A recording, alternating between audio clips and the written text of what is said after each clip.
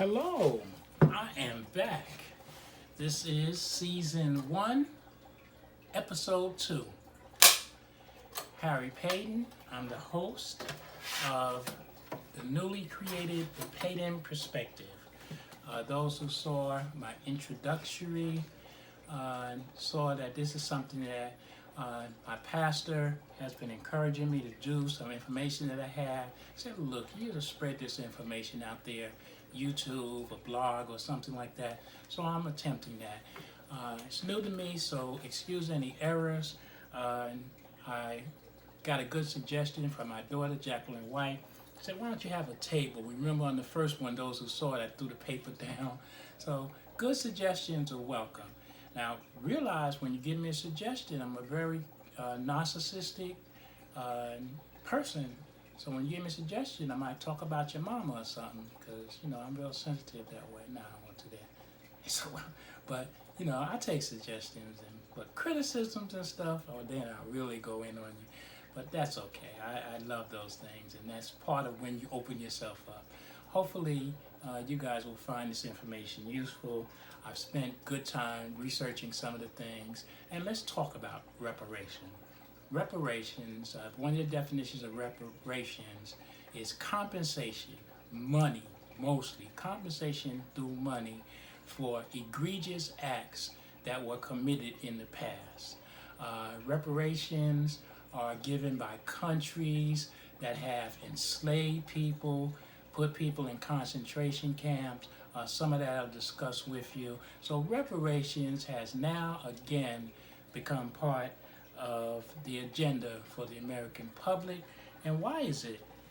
Who are the people they're talking about? Well, people of color. And let me go into some information. You see, I replaced my clipboard with a laptop. So I'm going to use that written down or put in some information, and hopefully it will help me because I can't remember everything. It's a lot of information, and from time to time you may see me utilizing that. But before I begin, someone asked me the question about the pictures behind me, and I just wanted to go through that briefly. There's a lot of pictures all over my house. I love pictures, and this is Wendy Williams, talk show host. Michael Jordan, I don't know if you can see that one. Jerry the King Lawler, he's a wrestler. I love wrestler. Mankind, Mick Foley, another wrestler. This is the wife of Malcolm X, Betty Shabazz, God rest her soul. Senator Cory Booker. 50 Cent, I know y'all know 50 Cent, producer, executive producer of Power, Miss Universe. This is Tasha from Power, back when we knew her as Naturi Norton, part of 3LW.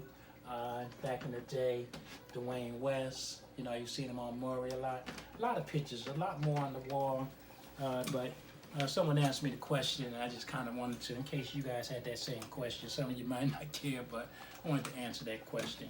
Okay, let's go into some of the information. Reparations in America, specifically at this time, is relating to the slave trade, and you know that Africans were a victim of the slave trade. 12 million Africans, wow, what did I say on that? Africans were part of that. The people who were in power then, Spain, Christopher Columbus, Portugal, the British, and several other those countries at the time. They all used ships, they traded, they wanted to do this, and they all were fighting for who would be number one. And part of that was the slave trade. You get free labor that does things for you that you don't want to do yourself.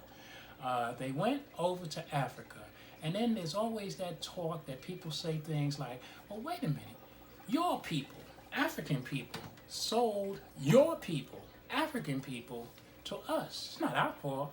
But see, they always confuse history or try to delete history as far as making it convenient for them. All people have done it. If you study all the way back in the Bible days, before any part of history, when you have war, you capture someone, they become your slave, they become your prisoner, they do for you what you want them to do. So Africans were no different. The white people, I wanted to say colonialist. See, I have on my Wakanda shirt, but it's not coming out, so I'll just say it as it is. I can't get in trouble because the truth will set you free.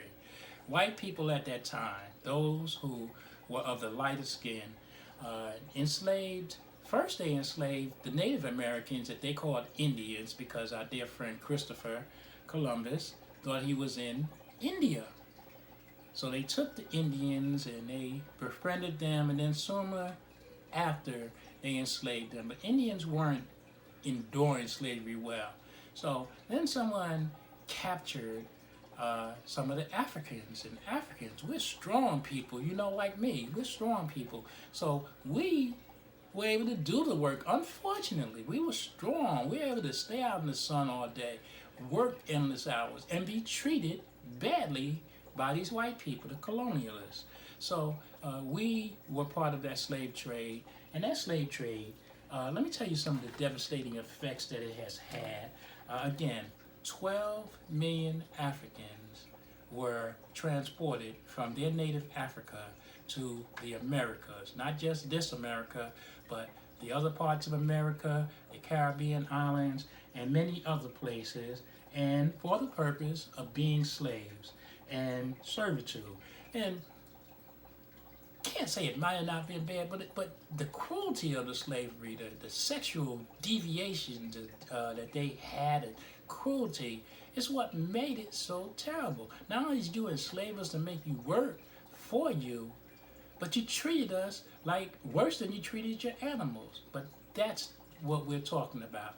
And this guy McConnell says his people didn't do it. McConnell, come on, grow up, get a life. You're an idiot.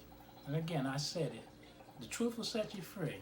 But anyway, there was a study done by Dr. Kenneth and his wife, Mamie Clark, many years ago. I don't know if I have the date, but it was back in the early part of the 50s, you know, quite a while ago. And they had a study where they had white children and black children. And they had 4 dolls. 2 dolls were white and 2 dolls were black. And they asked the children a series of questions. They asked them which of the dolls were pretty, which of the dolls were bad, which were good, and throughout this study, the white children, of course, said the white dolls were good. The black dolls were bad. But the study also revealed that the black children said the same thing. In other words, the black children hated themselves. This is what slavery, the mind game that slavery did to the Africans because of its cruelty, the depravity of it. And it's something that, it gets you angry. I'm not going to be but so angry because we now have taken the mantle, and that's why they're so mad. Because people like ourselves, I pointed out in the first episode, that I was born in Harlem. I was raised in Newark, graduated from a Newark school. And by all practical purposes, when people would hear that, they'd probably think, oh, gangster, pants hanging, you know what I'm saying, all that kind of. But I speak the King's English very well. I'm a columnist. I write for papers. I refuse to write for some papers, but I write for papers at my choosing. I've hosted television shows. Thank you, Mayor Voss. And I've traveled the world because of this experience. So let's say their but for the grace of God go I. So that's why I take the time, because as I was growing up in this environment, my mentors told us that once we get you out of the proverbial ghetto, you got to come back and grab up more. So that's why I've always worked in the urban areas, East Orange, Newark, Elizabeth. I worked in any of the cities that are in urban areas. I never crossed the river and went back to New York, but I've worked in all those areas. I could have worked in any corporate place, American University, Princeton University. Those schools are on my pedigree. But I remember what my mentors said. And in coming back to those areas, many of you see I have bling and stuff. You know, I have things that, you know, just are things I like. You know, I even have an earring that's a dollar bill. But these things are what I use when I talk to some of the youngsters and say, I've never sold drugs in my life. I've never did any of that robbing and anything that had to do. I educated myself, or was educated, and I became something because of that education. So as we talk about those things, and as we are dealing with this question of reparations, here's something that I also want to point out. Now let me go and utilize my computer, because what I have to do now is go to some information that I have, and I want to be precise with it. I want to make sure that this information is presented to you correctly. So I'm going to continue to talk, and I'm going to try to manipulate this computer so that I can get this information out to you. And the great part of this information is that it refers to some of the things that we can do as it talks about reparations. Now, reparations is not something new. Reparations, I think I mentioned, was part of a discussion back in 1978. Representative John Conyers first brought up the idea, and his idea was just to get a commission together that would study the subject of reparations. And it was just like this McConnell guy, it was soundly dismissed and said, what? We don't need that. There's no reason for that. We don't need to study reparations. How are we going to disperse the reparations, and how are we going to take people and spread it out so that it's even?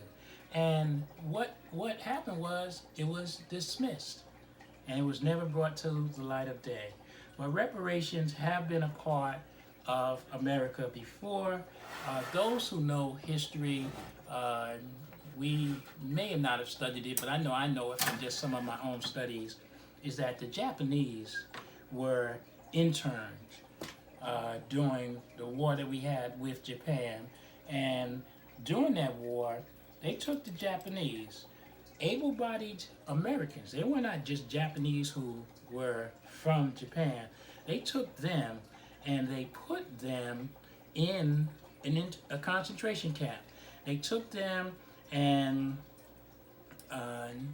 made them virtual slaves. They were in concentration camps. And back after the war was over, the Americans were able to give the Japanese reparations. They gave them those reparations, and it was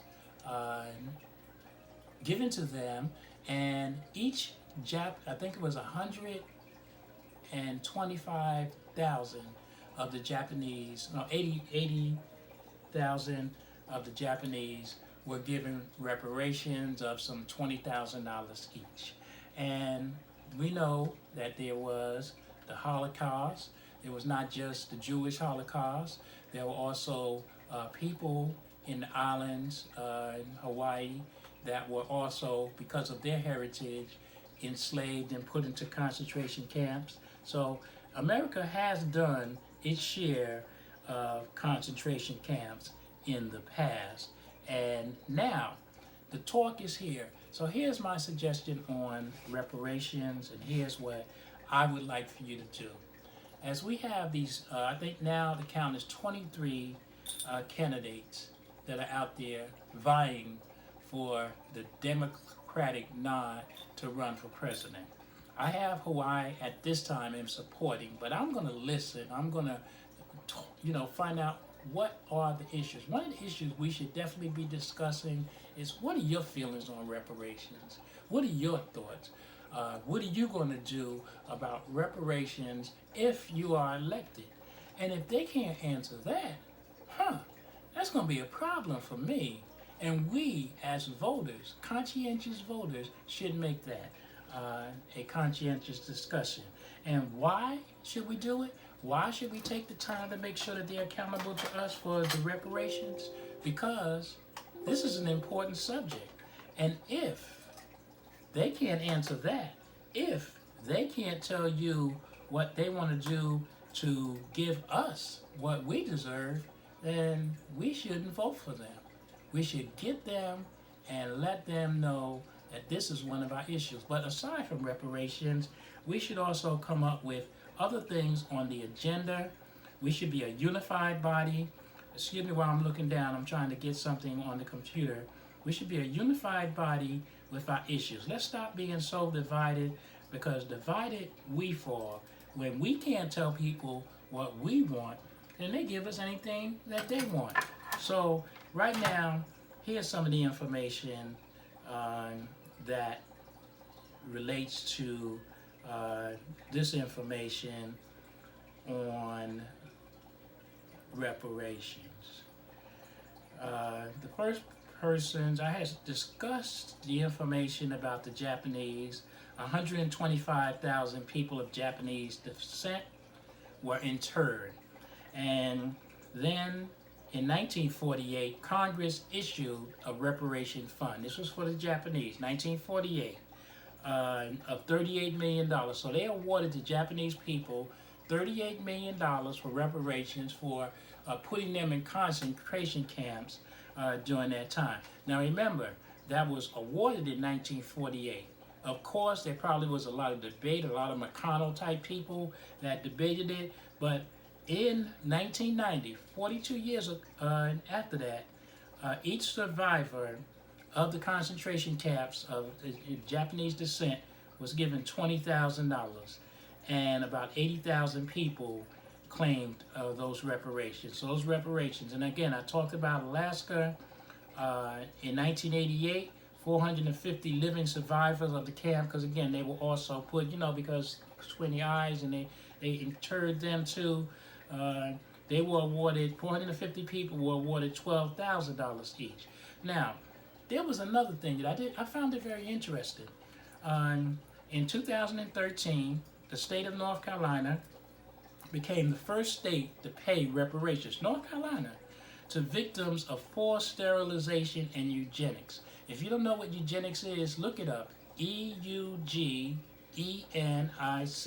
Eugenics was where there was this group of white people, who said that if you were not of a pure white background, if you didn't have certain things that they said, if you were not educated, they took people who had mental deficiencies, and they wanted to kill off all those people. They said that way you don't dilute our race. So there was a big push for a eugenics program, and North Carolina paid $10 million to people who were part of that study because they were treated so bad. And also, hopefully you know about the Tuskegee experiment, where they injected blacks with syphilis.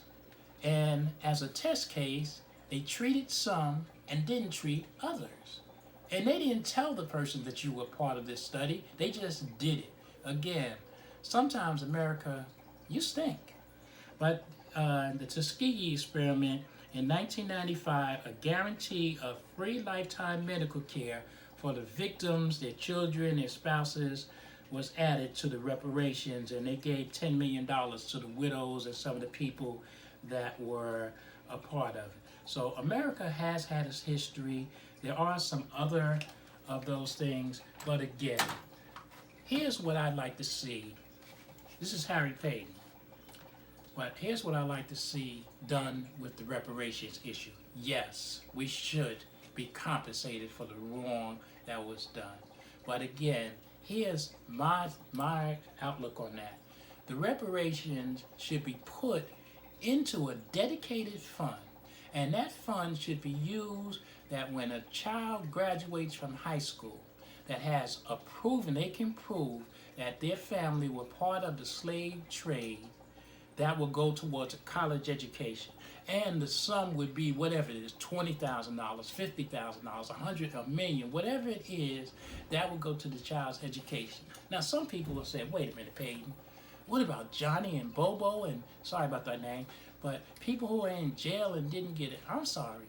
Right now, I'm talking about the way to utilize and improve my race so that when my children, my grandchildren, my great-grandchildren are there, more of us are part of what's good. And then there may be a certain part of reparations that they take and they help underprivileged children who, because of America's decaying education system, can get part of that reparations too. But what I don't want to see, Harry Paden, and I'm about to end, I don't want to get $20,000 to go out to buy a new car, go out and bling up. No, let's have a dedicated plan that can improve not only our race that were the victims of this slavery, but improve the overall world and country as a whole. And again, that sounds harsh. A lot of people wouldn't get it, but that means that a lot more people who are raising their children to become high school graduates, that are trying to overcome some of the stigma that they have, will have a better chance, because we all know a college education right now has to be, you cannot almost not go to college and benefit. So again, this is Harry Paden. I'm calm now. What's up? Thank you for listening. Hopefully I didn't offend anyone. I know there are many great people who are of the Caucasian race. I don't want to lump you all into the same category, but some of your people, oh my goodness, and you can help us. If you want to be part of the problem, then forget that you are part of that race when it comes to how they mistreat my race. Harry Paden speaking. That's the Paden perspective. Bye.